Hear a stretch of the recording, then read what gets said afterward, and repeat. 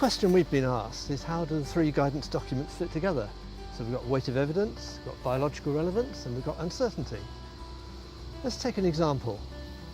How would we describe the risks to teenagers of getting burnt in the sun? Where would we start? Maggie? The weight of evidence actually gives us a good handle on how we deal with information. The three steps that we're dealing with are assembling the evidence, getting the information, weighing the evidence, seeing to what extent it helps us answer the question, and then integrating the evidence to come to a clear answer. So, for example, in the example you mentioned, is the type of exposure, where it takes place, the effects of the different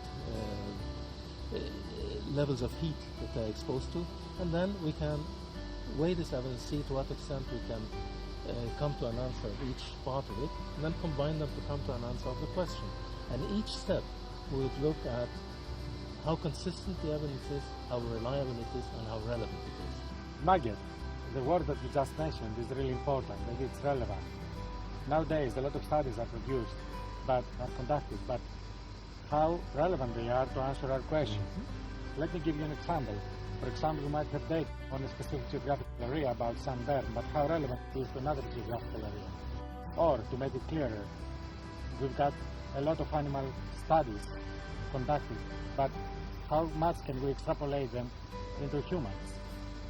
To make this in a systematic way, we have to follow, and we propose our biological relevance assessment framework. And last but not least, we always have to take into account the nature and the size of the effect that we are looking into. For example, the sunburn. How big is the amount of the exposure that needed to cause any sunburn to a teenager?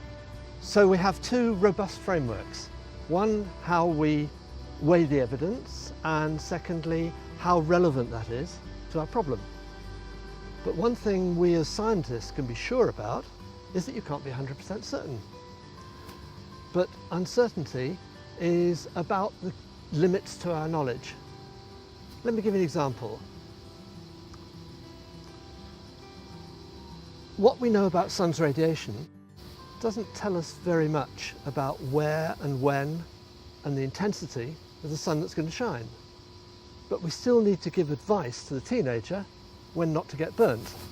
So we need to know something about limitations to our knowledge. And by integrating what we have got, then we can do that.